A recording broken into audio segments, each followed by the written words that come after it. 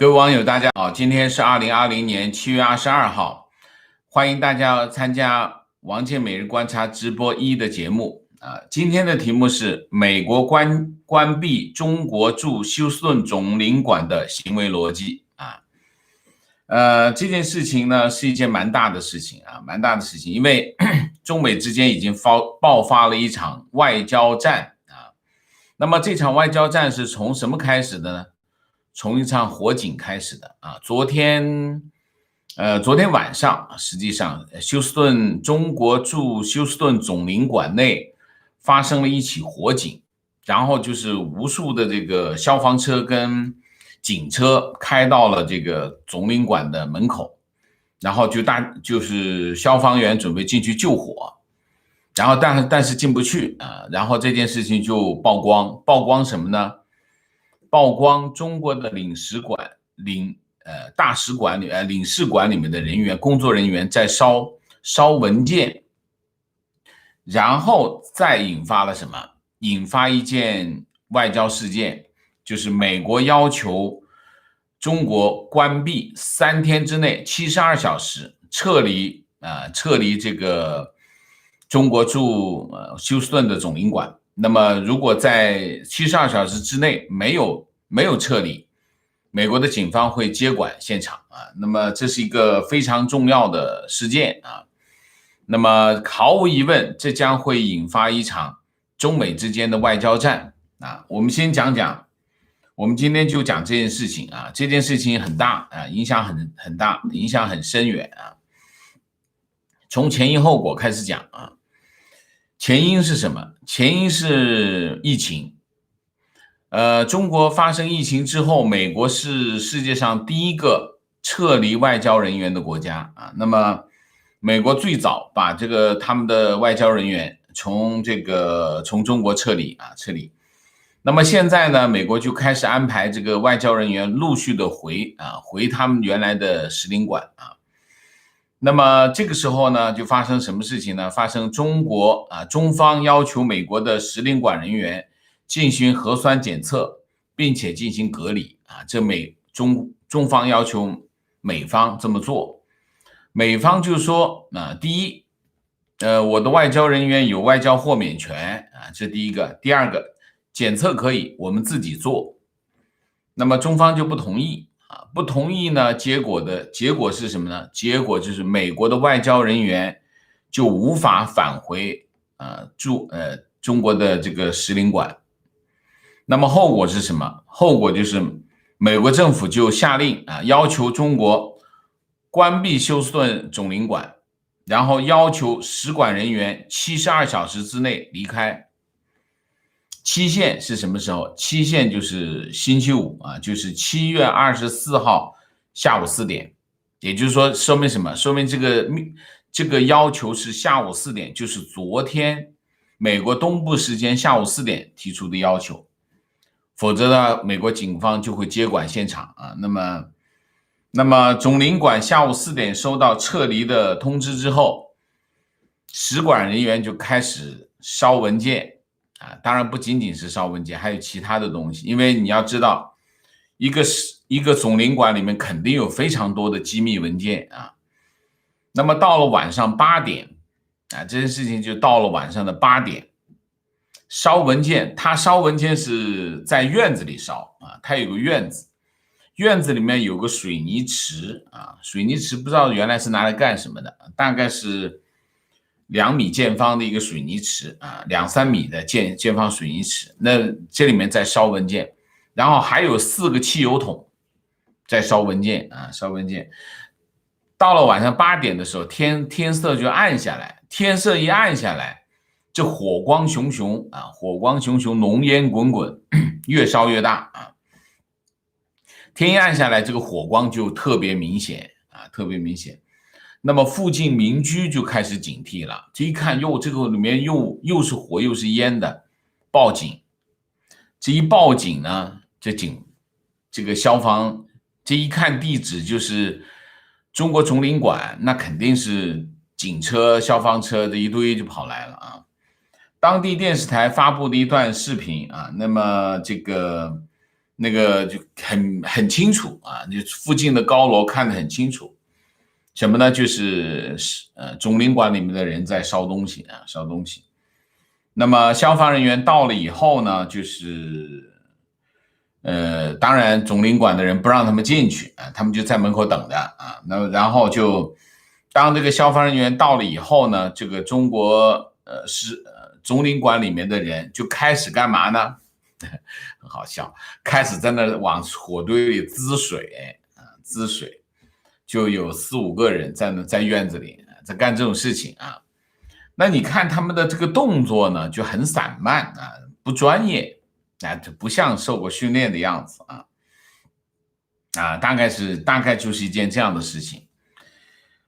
美国国务院发言人就发表声明说，维也纳公约规定，外交官必须尊重接收国的法律和法规，并且有义务不干涉该国的内政。美国不会容忍中国侵犯我们的主权和恐吓我们的人民，就像我们不容忍中国的不公平贸易行为。美国工作被窃取和其他不良行为一样，川普总统坚持美中关系的公正和互惠啊。我们已经正式通知中国关闭休斯顿总领馆，以保护美国的知识产权和美国的私人信息啊。然后这个美国国务院还提供了一段背景啊，说中国多年以来一直在美国境内从事大规模的非法间谍行动，并影响美国政府官员和美国公民的行为。在过去几年中，这些活动的范围和规模显著增加。正如国务卿蓬佩奥、联邦调查局局长 Ray 和巴尔总检察长在公开讲话中陈述的那样，中国官员干涉了我国国内政治，窃取了美国的知识产权，威胁了我们的商业领袖，威胁了居住在中国的华裔美国人的家庭等。这个声明什么意思呢？这个声明没有直接讲，就是因为中国要求美国的使馆人员做核酸检测的这个事件，直接的事件，而是直接讲了背景。这个声明暗示什么呢？暗示休斯顿总领馆，中国驻休斯顿总领馆涉及了一系列的非法行为。那么中国外交部驻美国总共有6个机构，一个就是华盛顿的大使馆，这就是大使。那么除了大使以外，有5个总领馆总领事馆。领事馆一般叫领事馆，那么中国就说级别高一点，叫总领事馆总领事馆有5个，休斯顿、纽约、芝加哥、洛杉矶跟旧金山那么这5个总领馆呢，休斯顿是第一个，就是除了大使馆以外第一个建立的总领馆那么它是有一定象征意义的那么领事馆主要是为这个访问中国的旅客办理签证那么休斯顿总领馆是它的领区它覆盖的领区包括哪些呢？包括德克萨斯俄克拉荷马、路易斯安那、阿肯色、密西西比、阿拉巴马、佐治亚、佛罗里达8个州和这个波多黎各。那么我们先简单的评述一下这件事情休斯顿总领馆里面用这个水泥池和这个汽油桶烧文件这让人想起什么？这让人想起这个电影里面的桥段就是外面这个警察刚刚敲门，里面就在那烧文件。但是这件事情发生在一个总领馆里那么这个总领事休斯顿总领事叫蔡伟，这个总领事应该炒鱿鱼因为实在是外交业务当中有一个非常基本的准则。什么基本的准则？随时撤离，就随时你要撤离。外交业务里面，这是第一。第二，你要准备好随时撤离那么显然休斯顿总领馆没有准备好随时撤离那么你想想看，那些人在院子里面烧文件的那个样子，这一看就是没有做过任何的准备，那就是连滚带爬。就还是那句话，中国做事情做正事千疮百孔，干坏事滴水不漏啊。那么西方国家对中国的这个高估啊，我一直在讲，就是西方国家高估中国的实力，低估中国的决心啊。你看这次又看到了啊。当然，美国国务院选择在休斯顿下手，有2个确认，我相信它是有2个确认。第一个确认下手在休斯顿下手，中方会很痛啊，这是第一个确认，就是他肯定找了一个点，就当然你不可能上来就大使馆，那不可能，大使馆排除掉，那么就剩下这5个点，5个点他认为休斯顿这个点应该是最痛，这第一个确认。第二个确认，美国手里肯定有一些证据，否则他的声明不会这么说啊。也就是说，如果需要的话，他会把手上的证据拿给大家看。为什么我要让休斯顿总领馆关门？他手上肯定有确凿的证据，让大家觉得应该让他关门啊。这个他当然，这个证据肯定是涉及到渗透和这个窃取情报等方面的关系啊。那好，中方的回应，外交部发言人汪文斌啊，这新的发言人啊，这个看得过去很儒雅，但是这个讲起话来也是非常有表情包啊，非常有表情包。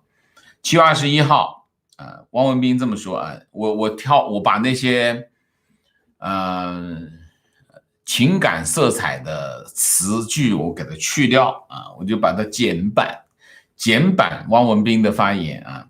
7月21号，美方突然要求中方关闭驻休斯顿总领馆，这是美方单方面对中方发起的政治挑衅，中方予以强烈谴责。中方敦促美方立即撤销有关错误决定，否则中方必将做正当和必要的反应啊。那么这义愤填膺啊，汪文斌说，美方限时关闭中国驻休斯顿总领馆是美对华采取前所未有的升级行动。汪文斌指责美方去年10月和今年6月2次对中国驻美外交人员无端设限，多次私自开拆中方的外交邮袋，查扣中方公务用品。2，由于近期美方肆意污名化和煽动仇恨，中国驻美使馆近期已经收到针对中国驻美外交机构和人员的炸弹和死亡威胁。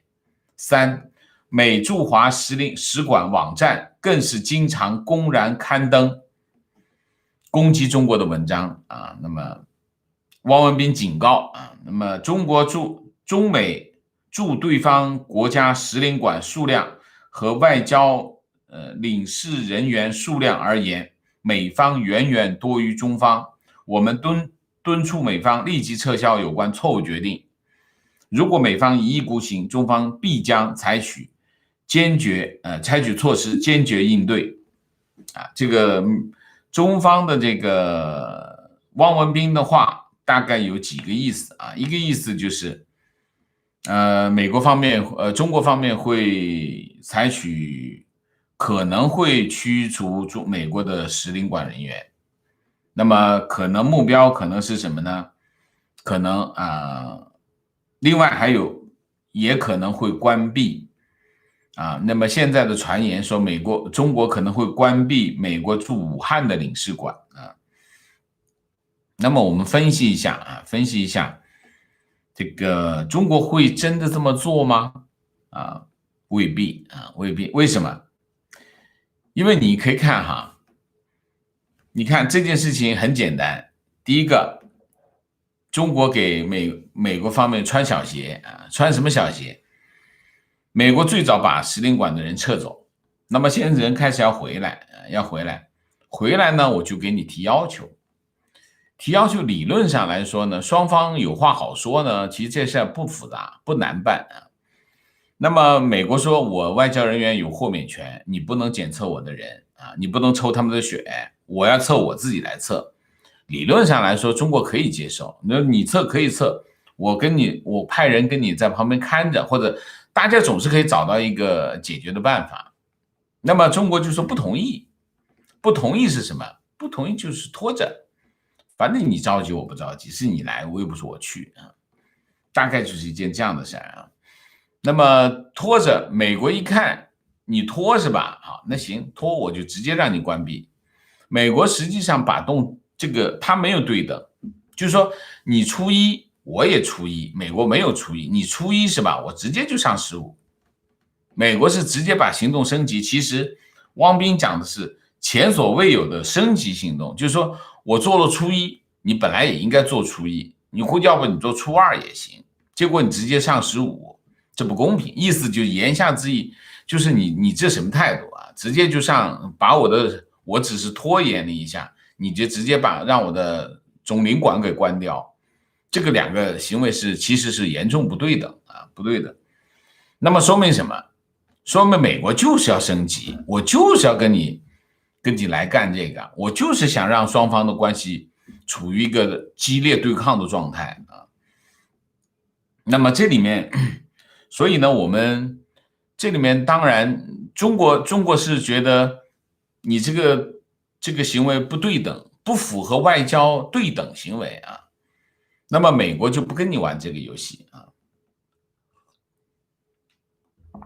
美国直接上非常高级别的措施。那么如果中国跟着也跟啊，比如说啊，就像传言一样，就直接让这个美国驻武汉领事馆关闭，那不就等于那美国再来一次行动，中国再来一次行动，哎，这不就是上了？从中国的角度来说，中国就上了套了啊，所以我觉得中国不大可能会马上就把这个武汉总领馆领事馆给关掉啊，我觉得这个可能性不大啊，可能性不大。那么当然美国是不是这是唯一的一次？不是的。2017年啊，川普政府下令俄罗斯啊直接关掉什么？关掉旧金山领事馆，然后还把纽约和华盛顿纽约领事馆、华盛顿大使馆的2个附属建筑关闭，所以这2个建筑你不能用，直接撤离啊，这非常的狠啊，当时就非常的狠，直接就上啊。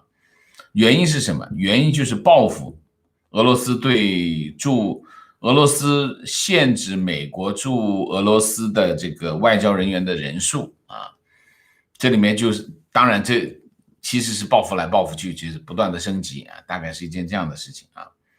那当然，显然中国的情况跟俄罗斯不一样啊，完全不一样。中国是有另外的策略。那我们就分析一下啊，分析一下。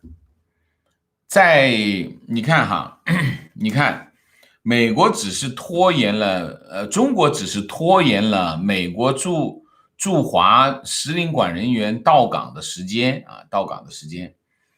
那么美国就直接把这个休斯顿的总领馆关掉啊，这个背后的逻辑是什么啊？我们今天就分析一下啊，分析一下这个逻辑呢，我大概的梳理了一下。大概是背后的逻辑大概有7点啊，7点。第一个，首先一个大背景、大前提，中国是对美国的威胁，这是第一条啊，这逻辑的第一条，这是前提啊，前提第一条。第二条，中国在疫情、香港、南海、贸易、知识产权啊这几个等议题上侵犯了美国的利益。这是第二个啊，第二个。第三个，美国要回应这些威胁和侵犯利益的行为，这第三个啊。第四个，美国要采取脱钩、正面对抗的方式回应啊，这是第4个，就是美国采取的回应的方式啊。第5，美国现在不怕翻脸，这是第5。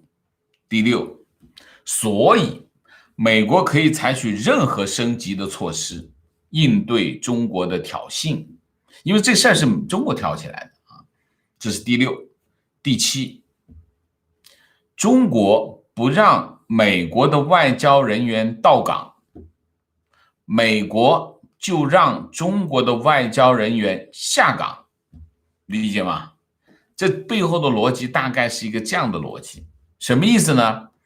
就是美国本来就不想跟你玩，你还来挑衅，你一挑衅，我就直接把行动升级，我不跟你对等，说你搞我一下，我搞你一下，我一拳打回去。美国的逻辑是这个逻辑。美国的逻辑有一个非常重大的改变是什么？美国的逻辑一个非常重大的改变是美国不怕翻脸。这件事情在哪看到的？这件事情在中美贸易谈判就看到了。当时中国不是9月份啊，中美贸易谈判文本全部谈完了，送到习近平那里，习近平一看，后来说了一句：“这个不能签呀。”好，中国的谈判代表跑的跟美国的谈判代表说：“这个不行，那个不行，这个不行，那个不行。”川普总统直接就说：“上关税，上酸菜，翠花上酸菜，直接就把关税加上去了。”你可以看到，今天这个美国在休斯顿总领馆做的这个行为，和去年9月份，就是美国中国掀桌子，美国直接上关税，其实是异曲同工啊，异曲同工。就是说美国不怕翻脸，美国根本不在乎翻脸这件事情。我现在正憋着要跟你翻脸呢，你还给我一个机会，我就翻给你看。这次总领馆背后的行为逻辑就是这个啊，这个就是这个。那么这个逻辑和以往过去那么多个总统对华政策完全不同。那么最近有个名字很火啊，这很火，这个名字叫余茂春啊，余茂春。这个逻辑就是余茂春和他们的这个中国班是哪里？是美国国务院。美国国务院有个中国班，帮助川普政府建立的这种逻辑。这种逻辑是什么？我们讲给大家听啊。那么余茂春最近这个名字非常火，原因是有一篇报道，这个报道就是华盛顿时报啊，华盛顿时报的一个报道余茂春啊，余茂春讲他帮助川普政府啊去梳理他们的对华政策。那我今天也就着这个机会啊来解释一下他这个背后的逻辑是怎么建立起来的啊。蓬佩奥当然他是国务卿，他领导的美国国务院里面有一个中国班，这个中国班是谁负责呢？是余茂春和负责东亚和太平洋事务的助理国务卿叫史蒂威啊。史蒂威建立了一个中国班，就有一帮啊中国问题专家啊，当然核心是谁？核心就是余茂春，过去3年帮助川普政府制定对华政策啊。这个余茂春呢，我想大家现在有很多人都知道他，但是也有人不清楚。余茂春是重庆人，62年生啊。那么83年，就是他是老三届啊，老三届。83年毕业于南开历史系，85年留学美国啊。你像85年就留学美国啊，那个时候那绝对是精英中的精英。85年留学美国的人那绝对不一般。你想一下，而且他是学历史的啊，学历史能够跑到这个沃斯莫尔学院啊获得硕士，然后94年加州大学伯克利分校啊读了他的历史博士，然后就去什么呢？就去美国海军学院任教，任这个东亚和军事史的教授。他地点在马里兰州啊，他的学生，他很多学生现在在国防部和美国国务院。这就是为什么余茂春会成为美国国务院座上宾的其中一个原因。这美国也有人事的，没人事也不行啊，那你就有人引荐啊，有关系才行。余茂春在美国国务院7楼的办公室啊，他的办公室和这个蓬佩奥的办公室几步之隔啊，可见他的地位。他现在在美国国务院的地位是非常非常关键的地位啊。好，为什么余茂春这么受重视，而且他的这个策略非常的有效啊，我讲讲几个关键点啊。第一个关键点，余茂春提出来一个什么呢？美国对华政策一个非常重大不足是什么？就是美国的政治精英没有正确的评估中国的弱点和脆弱性，而且采取相应的对策啊。就是其实讲到底，就是余茂春认为美国政府叫什么误判了中国。其实这个判断是基本的判断，就是美国在误判中国，这就是结论啊。他有一个总结，他总结是什么呢？美国过去几十年，他的中国政策的模式是什么？他总结成是基于愤怒情绪管理的这种中国政策啊。它是什么呢？什么意思呢？就是说，美国在制定中国政策的时候，经常会问，中国会生气吗？会多气？会不会疯掉啊？那么如果会疯掉，那我就调整一下啊。那么呢，所以呢，美国的对华政策经常是什么呢？会被中国牵着鼻子走。因为呢，中国他很善于上来就表达非常愤怒的情绪，所以呢，美国一看，中国疯了，赶紧调整。所以美国的对华政策余茂春概括是什么呢？就是基于愤怒情绪管理的对华政策。就是中国疯不疯，中国疯得越厉害，他赶紧调整；中国疯没那么疯，我就制定这个政策。那么等于是什么？中国就在用愤怒情绪去引导美国改变他既有的政策啊，而不是根据我做什么哪一件事情什么政策更符合美国的利益，而是经常被中国牵着鼻子走啊。那么这种中国政策的误判，最重要的当然是中国很善于什么？善于虚张声势啊，虚张声势。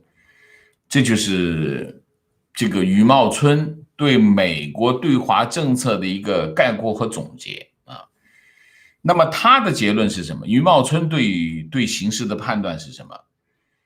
那么他对形势的判断是，美国对中国有巨大的影响力和现实的优势，两条，就是美国对中国有巨大的优势，现实的巨大优势，就是我说的中美之间力量悬殊，中美对比力量悬殊啊，这是第一个。第二个，美国对中国有巨大的影响力，这非常正确。为什么？中国对外关系就是中美关系，中美关系决定了中美关系决定了中国在外部世界的生存状态。所以你说美国对中国有没有巨大的？一定是有巨大的影响力啊。结论是什么？中国害怕和美国对抗，这就是余茂春给川普总统说的，告诉川普总统，他怕你跟他对抗。为什么？因为美国对中国有巨大的影响，而且美国和中国之间实力悬殊。这其实对我们来说，那真的是太简单的事。但是美国政府过去多少届总统都没看清楚这一点都没看清楚。那么余茂春得出的一个对中共的战略判断是什么？第一，中共要建立一个以中国为中心的世界秩序，这是第一个战略判断。第二个，美国必须高度重视和严肃对待这个战略对手，这就是余茂春跟川普总统讲的两个基本的战略判断。那么也就是你就可以看到川普总统在一系列事件当中他行为背后的逻辑，就是第一个，中美之间实力悬殊，美国实力非常强大，这中美实力悬殊，这是第一个基本判断。第二个，中国怕和美国对抗，所以美国不必怕，中国怕你就不必怕，中国不怕你得怕一点，合理。中国那么怕你也怕，这不是不 make sense 吗？所以他的战略判断是，基本上是美国可以选择翻脸的措施。所以基本上你可以看到，过去一段时间来，美国在选择对华的采取的各项措施，都是选择中国最怕的手段下去，不管你封不封，你最好封掉，大概就是这个思路。包括你可以看到中美贸易战直接上来就加关税，连反应时间都没有，直接就上关税，上了再说。你看中美贸易战是这个情况。然后最近这一系列的措施，其中有一条，你看第一条，把中共和中国人民分开，很吧？就当我一听到这个话，我就认为这背后肯定是中国人，果然是中国人。其实之前我真的不知道余茂春是谁，这是第一个，这非常狠，这个打到七寸上第二个，对中共党员进行制裁，这两个都是非常有针对性，只让你痛的这措施所以你可以看美国现在的措施是什么？就是找痛的地方打。这意味着什么？这里面为什么要这么干？为什么川普总统作为一个美国总统，当然毫无疑问他所有的行为都必须符合美国利益，但是他采取什么样的政策取决于什么？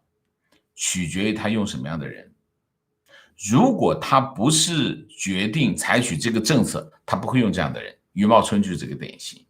也显然川普总统真的是要全面对抗了这个就没有什么疑问了。在这个问题上，在川普政府对华政策，你可以在余茂春身上看到这件事情已经没什么可以改变，或者没什么疑问了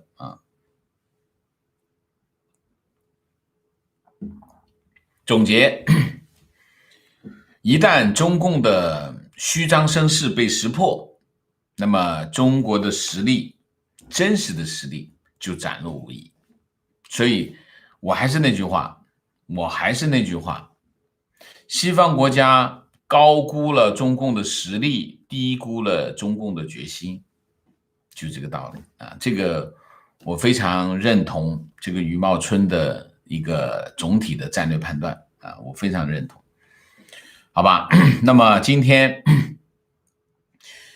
我们就把这个议题讲到这里那我们现在就进入互动进入互动之前例行公事，请大家点赞，请新来的网友订阅，请大家加入我们的会员，支持我们做更好的节目，好吧？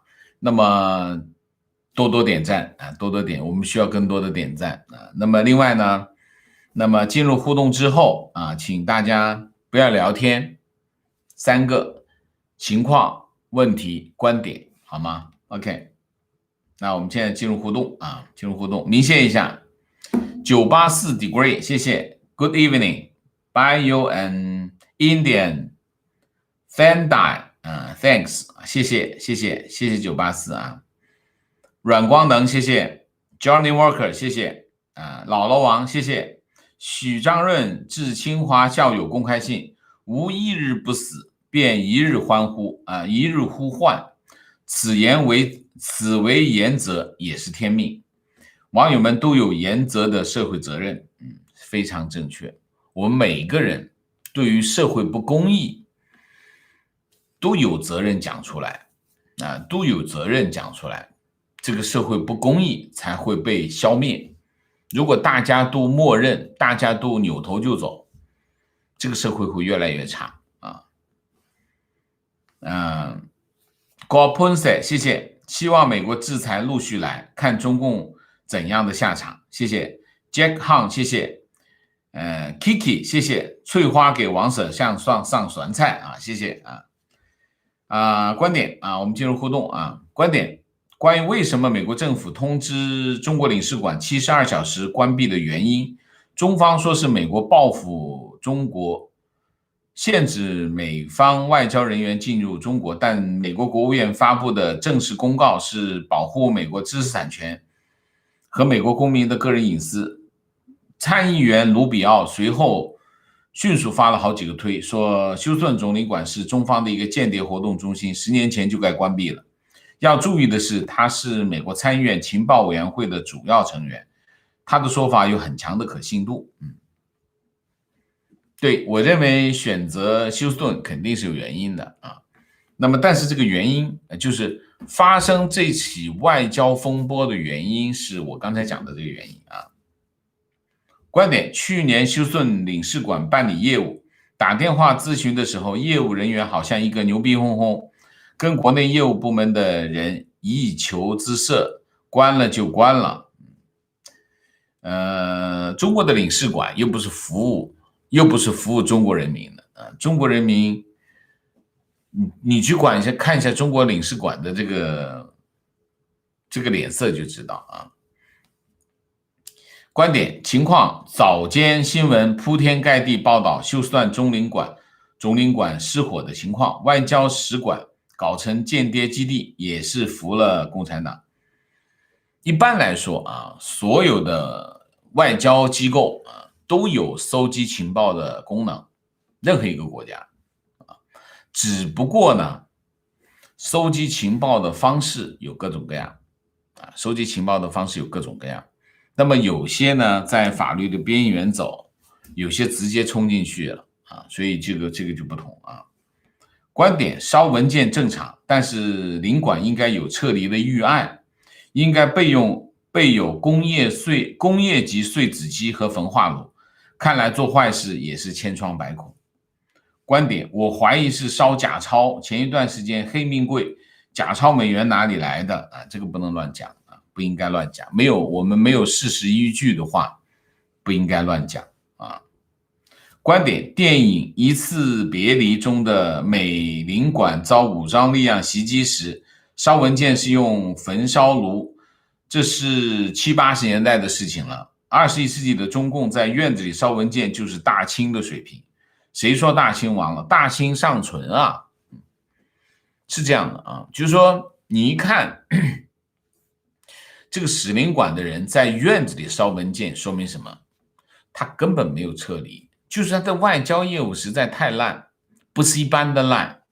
其实中国的90%的事情都是这样，就是你从外面看这个建筑物美轮美奂，你进去停个车试一下，那就像狗屎垃圾堆一样。你楼上的那个甲 A 写字楼，你到底下停车场看一下，那就是发展水平是什么？发展水平不是那个楼有多高，你去停车场你就知道，那就是发展水平就这个情况。观点：想起去年贸易战也是第一加征几百亿朝廷算了算账，还能对付等报复，继续吹牛逼，结果第二波直接2000亿，朝廷直呼美帝失去理智，马上冷处理。今天也是今天外交部也觉得这个史无前例有点扛不住他就没想到美国会这么干。这余茂春厉害在哪里？就是你看美国国务院，美国现在对华的政策中方一直在误判一直在误判什么？误判美国的反应，这一下子打得很痛啊。观点：美国驱逐休斯顿中国总领馆，中美断交箭在弦上。从中国外交官赵立坚在美国发表肺炎病毒是美军带到武汉的推文开始，我就觉得这个行动很危险。但是全国人还在说美国就是美国人干的，终于彻底惹翻美国。现在好了，一步步走向战争的边缘，随了战狼们的愿。我觉得赵立坚的那个行动其实是一个冒险，或者说把这个事情甩锅甩到美国身上呢，其实是蛮冒险。为什么？你惹谁不好去惹美国？你往欧洲甩，你为什么甩美国呢？我觉得这很愚蠢，就他找错对象了，你不觉得吗？就是后面你看哈，你总是要有一些就是理性的、能算账的、能搞清楚状况的人在后面把关，你的事情才不会离谱。你让赵立坚跑到推特上讲这件事情是美军干的，既愚蠢又蛮横又无理，这就是你就是搓火嘛。那你还要搞清楚中美之间那个实力不是一般的悬殊好吗？你那么多东西在求别人，你还在说这种话，除了愚蠢你能说别的吗？说不出来，我真的不知道。我就说你这些蛮横的行为背后肯定不存在理性思维啊，那么也不存在什么刑事判断，就是地痞流氓耍无赖，你就感觉到这地痞流氓耍无赖啊。观点：期限72小时撤离已经很长了。当年阿联酋和卡塔尔断交的时候，卡塔尔驻阿布扎比大使馆的限时24小时撤人啊。情况，武汉领事馆因为疫情已经大部撤离，基本上是个空馆，你关我一个，我关你一个，6个回合就断交了。提问：休斯顿事件是否改变国内政治气压，特别是改变习的政治处境？没那么快吧，还得中美之间其实现在有没有休斯顿这件事情，中美之间翻脸已经翻了啊，已经基本上翻了啊。只不过现在休斯顿这件事情是把这个翻脸的结果更清晰、更明白的呈现在世人的面前，仅此而已。其实中美之间已经翻脸啊，已经翻脸。就是5月29号，川普总统在白宫玫瑰园的讲话，其实就是正式翻脸啊。观点：我们要进行对等报复，关闭美国驻中国领事馆，例如成都、武汉，那么美国就在等着下一步驱逐中国驻美外交官，那么两国断交的剧本就开演了。再下一步就是美国取消中美3个联合公报，再往下就是承认台湾，直接升级，毕竟台海热战。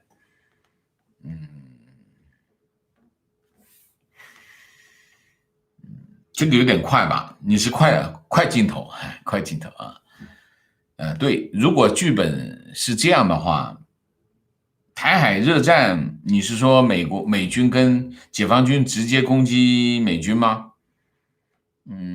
如果封成这样，那你就有什么好说的呢？你说是不是？你看看伊朗什么情况？伊朗被炸了10回。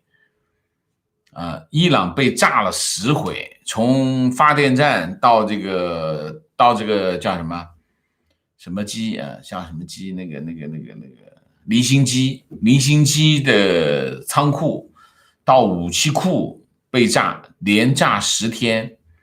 伊朗到现在都不知道是谁干的，连谁干的都不知道。你想一下是什么情况啊？那么如果解放军真的去攻击在台湾海峡的这个美军，我觉得那就是那中共就找到了一个下台的理由了啊。提问：关闭总领馆是川普决策还是背后智囊出的招？那肯定是川普决策嘛，肯定是要国务院写个报告给川普总统。川普总统，我们现在遇到一个这样的情况，我们认为应该这样，或者是这样。川普总统一看，那就这样吧，就关掉了，应该是这样吧？我相信应该是这样啊，应该非常简单啊。观点：如果一个人被另外一个人打，也许两个人都有问题；如果一个人被一群人围殴，那么就要想想是不是这个人真的犯贱欠揍啊。提问：前几天澳洲提出来要减少中方外交人员100名，跟今天美国关闭中方领事馆有关系吗？应该没有直接的关系吧，因为这次美国关闭休斯顿总领馆，是因为美国的人回不去嘛，美国的外交人员回不去嘛，那么跟他没有关系，没有直接的关系啊。情况：今天接到派出所电话，说我经常出国，都去哪个国家，出国干啥，在国内住，从事什么职业等等问题。OK。观点：中国外交水平断崖式跌落，始于外交学院近亲繁殖的招生，而不是择优录取。凡能进入外交学院的，要么家长有外交部背景，要么省市级外事单位办公室或者侨办背景。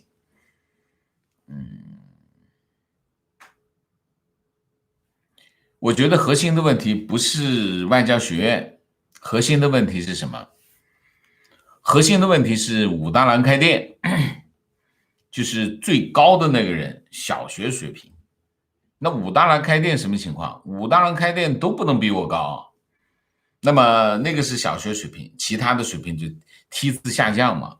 你梯次下降到什么情况？到这个总领馆的总领事蔡伟也就这水平嘛。蔡伟才上任1年，去年8月份上任，1年还没到。那么你想想是什么情况？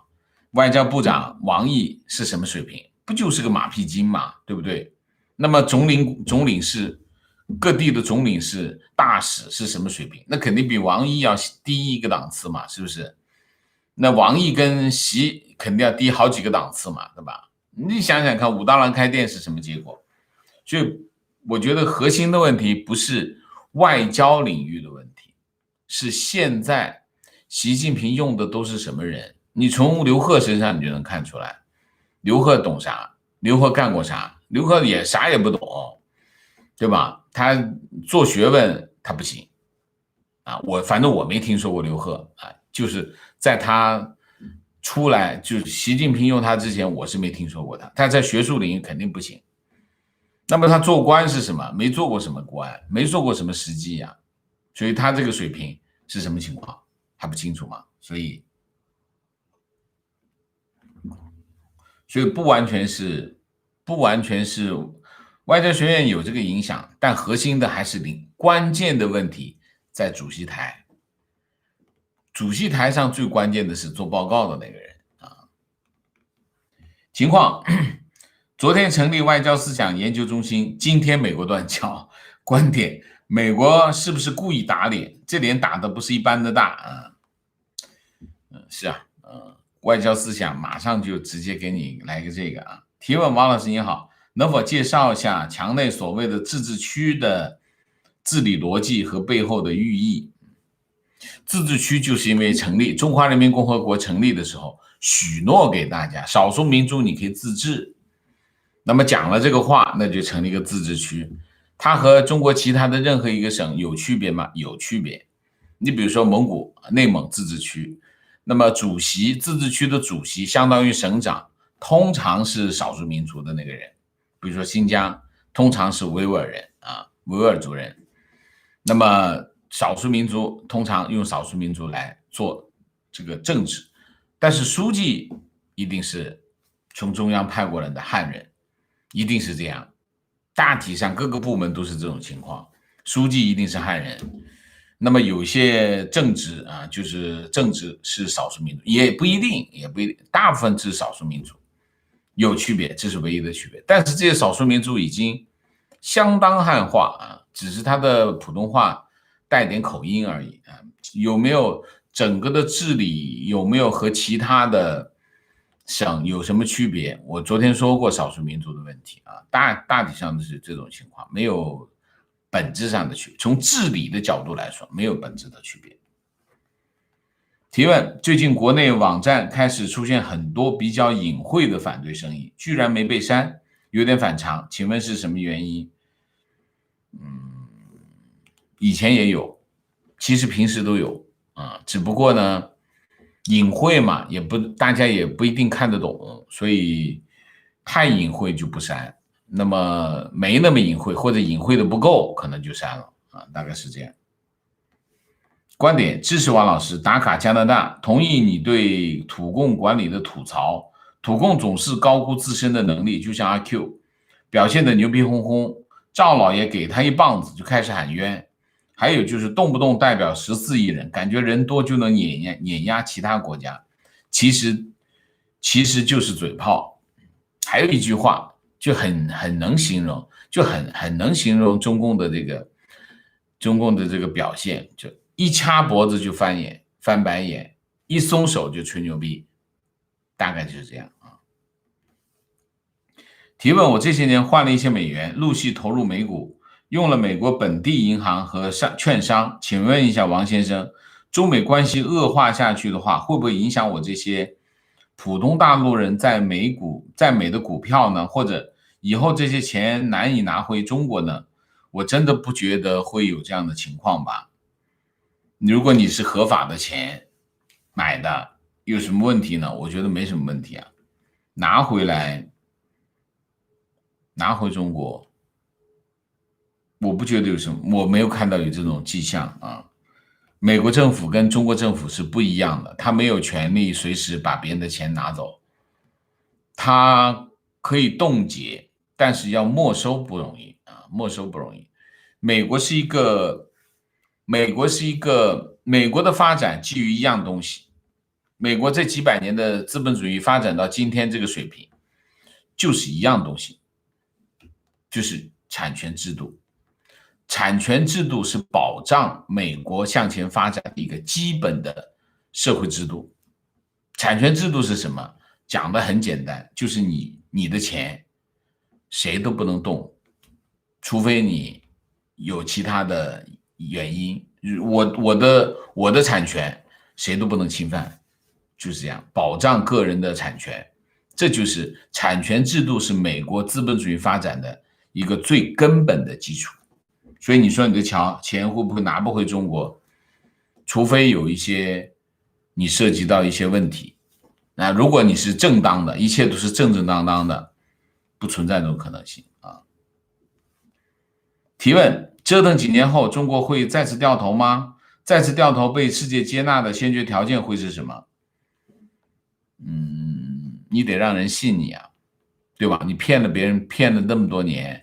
别人还得相信你，你说回头就回头，那还是那句话，如果道歉管用，那要法律干什么？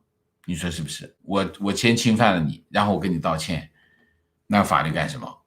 对吗？要警察干啥？所以这个世界，我觉得问这个问题，我觉得没啥用啊，没啥用。国与国之间，你可以那么轻易就侵犯我，轻易就伤害我。轻易侵犯我的利益，那你不用付出代价。你说啊，我现在掉头了，我不干了，那不一定管用的啊。而且我怎么知道你说的是真的假的？观点：王老师，我于10天前把包括微博在内的国内汇媒 APP 全部卸载了，发现没有他们，心情好多了。微信因为要和朋友联系，只能先用着。我现在每天早上第一件事情就是查看外媒。希望一睁眼看见维尼下台的新闻，虽然我知道这就像等待戈多一样不会发生，但是希望还是有的，万一成真了呢？OK， 好。观点：打卡中国中部，和日本相比，二战日本战败后才会彻底走向现代文明制度，中国这作业必须交。观点：现在欧盟代表性的德国、法国、意大利，由于目前为止香港问题上的迟缓行动和绥靖立场，在西方舆论中受到了巨大的压力。其实欧盟立场的核心就是误判中国的能力。和高估了中国市场的利益啊，这种误判是目前欧盟国家最大的失误。我看蓬佩奥的英国和欧洲之行，或许对这种失误有所纠正。观点：最近蓬佩奥居然去英国拉英国一起反抗中共，美国世界第一，还不能把中共打倒吗？王老师能不能做一期节目介绍一下，到底哪些方面的优势让中共有恃无恐？第一个，昨天就是上一期的节目，我们非常清楚的讲了蓬佩奥去英国的目的是什么，所以建议网友看一下啊，这是第一个。第二个，中共的优势是什么？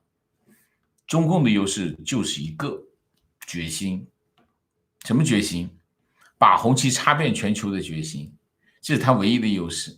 所以他在很多事情上，他会先想到，先去做。西方国家有点后知后觉，所以在西方国家反应之前，他把事情就办完了。所以并不是西方国家没有实力，或者是美国没有实力，说中国做这些事情畅通无阻。畅通无阻的原因是他把大家给蒙了，把大家给骗了，他在隐藏他背后的行动。所以大家没有防范的情况之下，他不是想干嘛干嘛。所以这个问题是这个问题，你说中共有多大的实力，我都讲得很清楚，我每次都讲，大家都高估了中共的实力。你去看一下这个休斯顿的这个总领馆在撤离的时候用这个汽油桶烧文件，你就知道这就是中共的实力，跟清政府没什么区别。就是他办起正事来那不靠谱，但是为什么他不靠谱还把事给办成了呢？因为他把大家给骗了。大家不知道他在干这个事情，他才能干成。如果大家知道这个事情，而且反对他干这个事情，他能干成吗？一定干不成，水平差太多啊！所以在这个问题上，没什么，我不觉得有什么太大的问题。核心的问题是什么？核心的问题就是大家全世界各国要正确的判断什么？判断中共，判断中国，判断中国的意图。判断中国的行为和他的实力，把这个事情搞明白之后，不就是一件很简单的事情吗？对吧？情况我在日本亲眼看到驻日领事馆和交通银行在一个华人羽毛球赛上都能抽签作弊，这个政府简直无药可救，一个业余比赛而已，这很正常。就是欺骗这件事情对中共没有障碍，没有道德成本，没有道德顾虑，就是欺骗、撒谎，这就是没有道德成本啊。观点把中共干了，不仅对独裁政权是一个重大打击，还会对俄罗斯独裁政权有重大的牵制。从这点来说，对民主政治国家会有非常重要的战略利益，所以这个战略对民主国家必须进行下去。OK， 情况我一直想说说退党的事儿。2016年我没交党费，因为党章规定不交党费半年就做退党处理，结果他们找到我父母补交了党费。后面我通过 QQ 告诉党支部我要退党，然后告诉父母让他们别交钱了，让支部的人有事找我。2017年又交党费的时候，我正好在国内打我电话，他们歌功颂德一番，问我是否被境外势力控制了。最后我还是坚持退，他们说需要支部讨论，到今天没有答复。对，就是这样，这就是退党会发生的事情啊。情况今天又看到广东的一个司机和乘客纠纷，威胁全部一起死，结果司机最后被惩罚，感觉老百姓现在怨气越来越大，王朝末年的氛围。这就是底层人民的互害啊！底层人民的互害，司机也是底层人民啊。提问，请问王先生怎么看霍启刚宣布参选香港立法会？谢谢。霍启刚是谁？霍启刚是霍英东的孙子。霍英东是谁？霍英东是香港最早的地下党，最早的在商人当中的地下党。霍英东做的是什么？霍英东跟其他的港商不一样啊，不一样。大家不要以为霍英东就是一个普通的香港富豪，不是，他绝对不是一个普通的富豪，他当年就是共产党。霍英东帮中国做的事情，不是其他的港商是做不到的。他帮中国当年就是朝鲜战争的时候，霍英东帮中国走私药品，就是战场需要的那种药品，还有进口走私武器、弹药等等这些东西。霍英东和当时的港英政府收拾霍英东，那不是一般的收拾。我举一个例子，大家去香港知道星光行吗？霍英东是个商业奇才，他最先做的是，他按揭是谁发明的？按揭在香港是霍英东发明的，就是让你去不一次性的还款。霍英东很有商业眼光啊，就是在经济不景气的时候，他就买了一些好的地，然后经济开始恢复的时候，他就盖写字楼卖。其中一个写字楼是谁？一个写字就是星光行，星光行是霍英东盖的。霍英东盖好之后，港英政府一看这个霍英东不行啊，这是中共的代理人，霍英东就是中共的代理人啊。那么霍英东就要盖好这个，当时是个写字楼啊，要卖。然后当时的香港电讯大家知道是谁的吗？是大东电报。大东电报是英国的啊，英国的子公司，当然是英国人的公司。香港电讯就不给星光行装电话，那你想，一个写字楼没有电话，它怎么会有人买呢？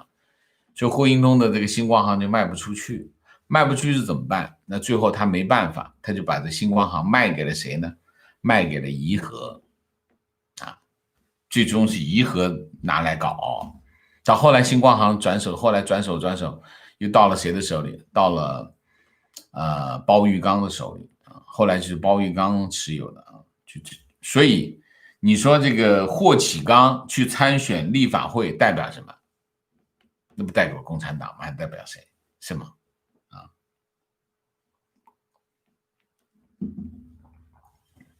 好，我就明谢一下啊，明谢 Rebecca 洛杉矶，谢谢老师辛苦了，喝杯咖啡，谢谢Creeper AWW man， 谢谢 Heartland， 谢谢谢谢王先生分析事实，好久没有上直播了，但一直在追剧先生，谢谢米卡卡，谢谢带666，谢谢支持王老师 Emma 赵，谢谢 Rainy 王，谢谢。今早的消息真是很兴奋，谢谢王老师。看到美国越来越强硬，真是心理安慰啊。Little Lamb， 谢谢 DD Wang， 谢谢，高兴，今天真高兴。OK，Yukiko 卡基塔，谢谢 Textdog， 谢谢。问题，您之前说过，现在经济情况风险大，建议大家拿着现金放在家里。请问这个情况对于在国外也是一样吗？当然不一样，国外当然是不一样啊。我讲的是国内啊，我一直在讲的是国内。你在美国当然你可以去投资，这个没问题啊。你在其他国家，加拿大那你要看具体的情况再安排。我刚才讲的，您之前讲过的那个情况，全部是针对中国大陆啊。Sophie 萌，谢谢519 Sam Sarah， 谢谢 Melrose Y， 谢谢打卡澳洲，王老师每次都分析得很透彻，支持，必须支持。好，我们今天的节目就到这里，感谢大家的参与，我们下个节目再见。再见之前，请大家点赞，请新来的网友订阅，请大家加入我的会员，支持我们做更好的节目，做更好的自己。谢谢大家，谢谢，再见。